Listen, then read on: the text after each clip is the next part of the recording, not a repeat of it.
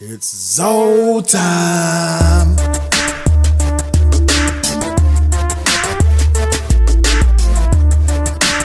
Keys on the track.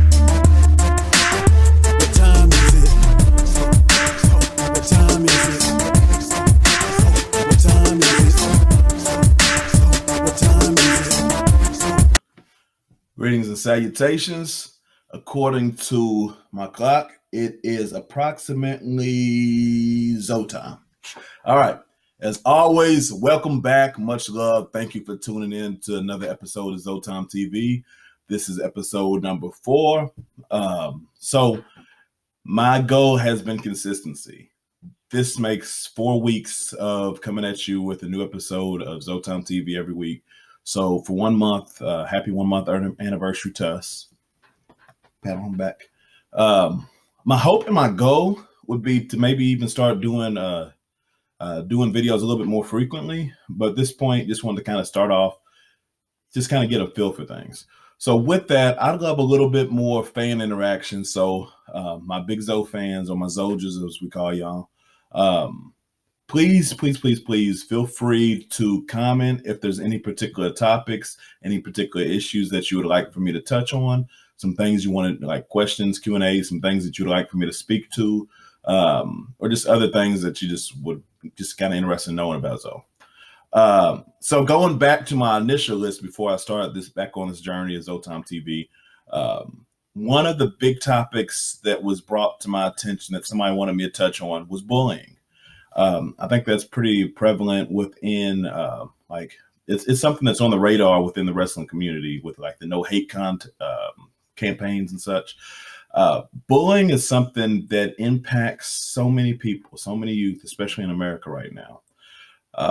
As a wrestler, it's like the platform that we operate on is one of entertainment, of course, outreach, but of course we're also showing physical aggression.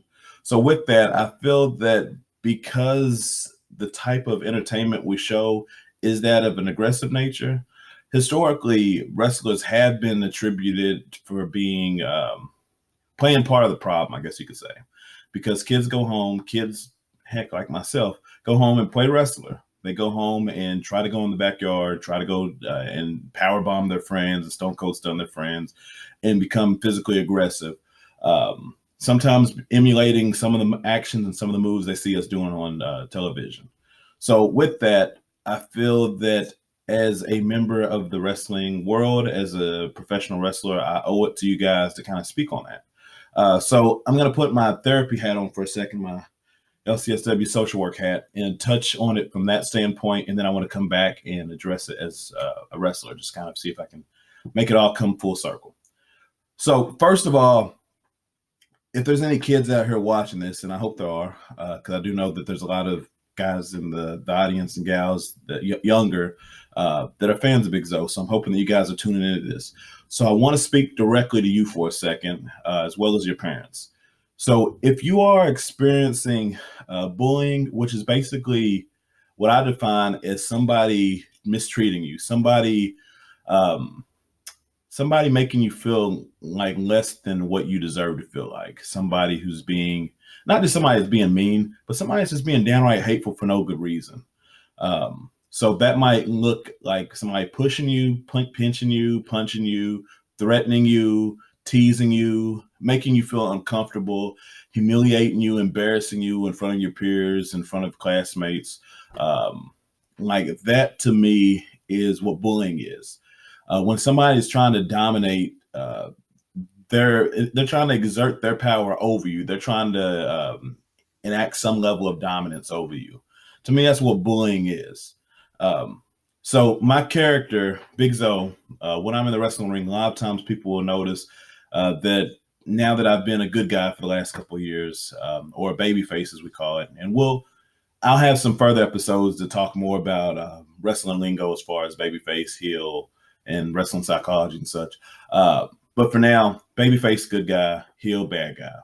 Start off as a heel or bad guy because my character was a bully. I would go around, whether it was smaller wrestlers, and just beat them up. Now, of course, I feel like I need to repent for that. um, so this is kind of my opportunity now that I'm a good guy again. Whenever I see factions or groups of people that are mistreating smaller wrestlers or individuals, then I usually take it upon myself to come and try to help them out. So I'm hoping that that will kind of translate what I do in the ring can translate to what I'm hoping that people will do in real life as far as how to operate. Um, but anyways, if you are experiencing real life bullying, there's a few things that you should do. Number one, stand up for yourself. First and foremost, before you do anything else, stand up for yourself. That doesn't mean if somebody is calling you a name and you don't like it, that you should punch them in the nose. That's probably a little over the top. But if somebody is calling you something, saying something about you, or treating you some kind of way that you don't like it, you have to advocate for yourself. Let them know how that makes you feel. A lot of times, what we tend to do is brush things off and kind of play it off and pretend like it's not that big of a deal. Sometimes there might be some situations where that might work, as far as what I like to say is like taking the batteries out of the remote control. If somebody is trying to exert control over you, it's like a video game. If my battery goes dead in my Xbox, I'm not going to keep pushing buttons and keep trying to play it, because now, if I'm playing Mortal Kombat and I'm pushing the X button and he's not punching, then the game's not as much fun because I no longer have control over the situation. Same thing with bullies. If they're trying to control you, you take the batteries out of the remote control. And now when they're trying to push your buttons, if you don't respond, then there's a pretty good chance that they're going to eventually leave you alone. But sometimes that's not the case. Sometimes ignoring them is okay. Sometimes not responding, not being reactive will work. But more often than not, the number one place that I would start is to let them know how it makes you feel. So it's like, because some people are jerks and they don't even know they're being jerks, to be completely honest. But then there's some people that are intentionally trying to be jerks. So if you are able to express to people how you feel, like just say, all right, dude, it's not really cool. Like, don't get super emotional about it, because sometimes if people are jerks and they're trying to push your buttons, then being overly reactive is kind of like give them that rise they want. So sometimes it's kind of with what I call flat affect. So just kind of just really matter of fact. Like, for instance, if a kid's like, oh, you're lame. Oh, you're so lame. Look at that lame backpack. Your shoes are lame. You can be like, just pull them to the side. Don't make a big production in front of everybody, because now you're giving them attention. But maybe say, dude, for real, it's not really cool. Like, I don't appreciate you talking to me like that. It makes me frustrated when you say that. So, give them that warning. And if they take you seriously, some people might be like, okay, cool. I'm sorry. I shouldn't have done that. I was just being silly. I was just teasing. I was just poking fun. Sometimes people will stop. There's other times if somebody is a real bully, then it might take a little bit more. So it might be a situation where, okay, now I've expressed how I feel. Now I might take it to that next level, which is what I mentioned earlier. Just ignore them, play them to the left. It's kind of like, if you don't continue to feed a fire, if you're not putting wood on a fire or giving something to keep it going, then eventually the fire is going to go out. So a lot of times I found that to be the case.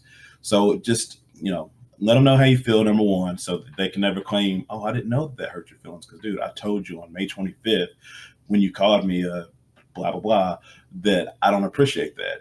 And since then, you've continued to do that. So I'd say advocate for yourself, let them know how you feel, then ignore them.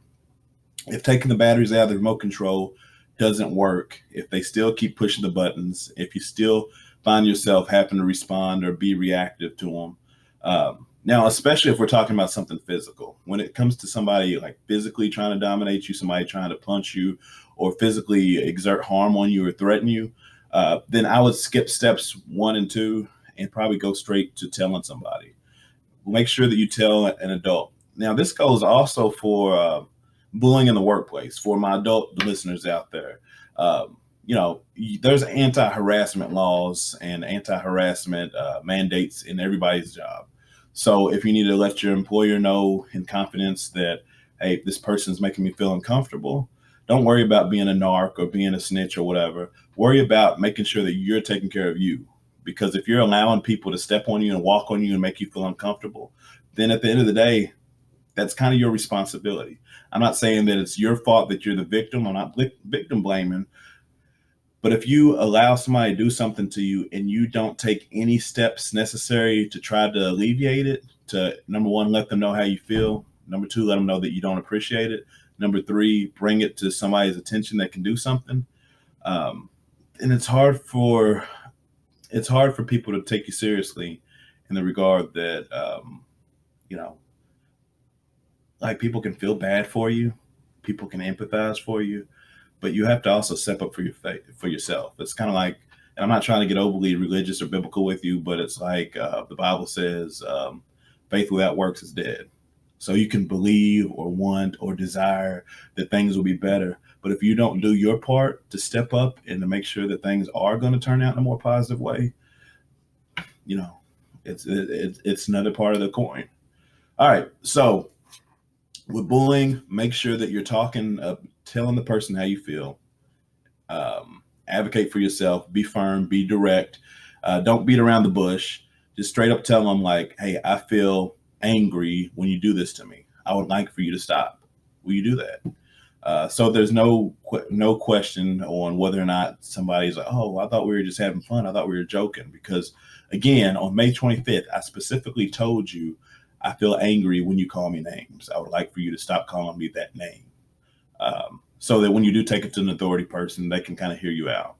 The other piece is, if you have taken it to an authority person, whether that's a principal, a teacher, a counselor, a boss, and they're still not doing anything about it, then, you might need to go to the next level. Make sure that for the kids out there, you tell your parents. That might be even where you start before you even go to a principal necessarily or a teacher.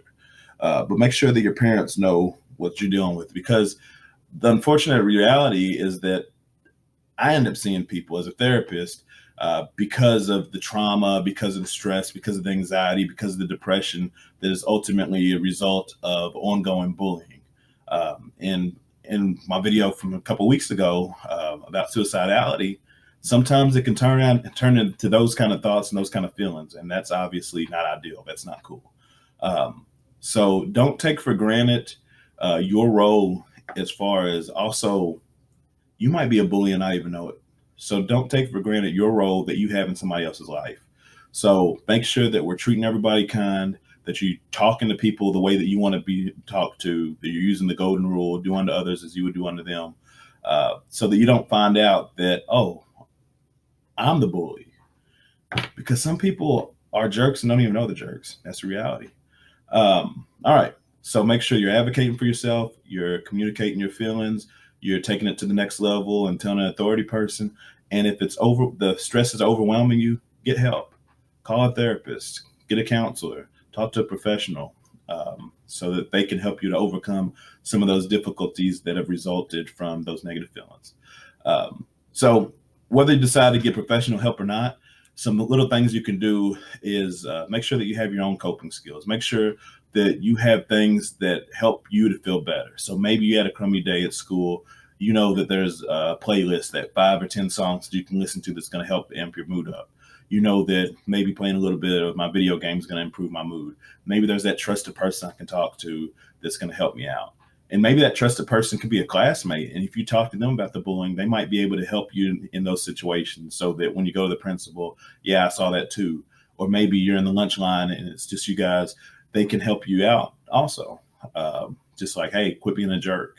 Because there's strengths in numbers. So whether that's strength in a bunch of people bullying you, but there's also strengths in having a lot of people that are advocating for positivity. So don't take that for granted either. All right. So make sure that if you need help, you get help. Make sure that you tell people how you feel. Make sure that you're always working your best to be a good, kind, genuine person, and that you follow the golden rule. Do unto others as you have them do unto you.